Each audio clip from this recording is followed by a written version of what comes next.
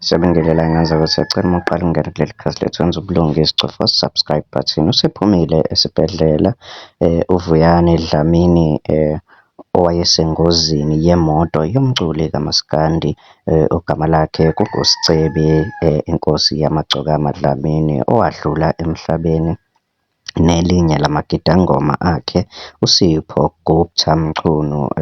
UVuyani uyena obekade esesimweni esibucayi kakhulu esibhedlela engakwazi ukukhuluma. Kusele Qiniso Dlamini ongakaphumi esibhedlela ngenxa yokuthi walimala isingezansi emlenzeni. Ngesonto ubefakelwe insimbi emlenzeni.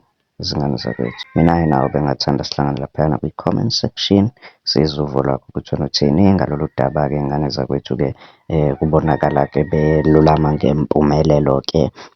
Amanye-ke amagidangoma kaSicebi nawo ayebe sengozini. Iy'ngane zakwethu-ke lona-ke kuthiwa-ke yena-ke ubesesimeni esibucayi kakhulu esibhedlela ngoba-ke uma elokhunja ebuzwa ukuthi kwenzakalani, uthi nje yena wagcina beserobhothini. Manje bekusalindeleka ukuthi-ke bamchazele-ke okwenzeka-ke ngoba-ke ubengazi nanokuthi-ke uSicebi ushonile noGupta khane esazoxoxelwa-ke ukuthi-ke naye azi ukuthi-ke kuqhubekani njengamanje. Izingane zakwethu, izindaba-ke lezi-ke ezinhle ukuthi yena uphumile esibhedlela, kodwa futhi-ke kuyena futhi engeke zibe mnandi ukuthi-ke abafowabo akade sebenza kunye nabo badlulile-ke emhlabeni kuyona-ke ingozi yemoto. Mina-ke nawe ngenza ukuthi bengathanda sihlangana lapha kwi-comment section sizwe uvo lwakho ukuthi wena uthini ngalolu daba. Ungakhohlwa ukucofa subscribe button le-channel Danko. Sikuphathele ezishisayo, hlala nomgosi kusukela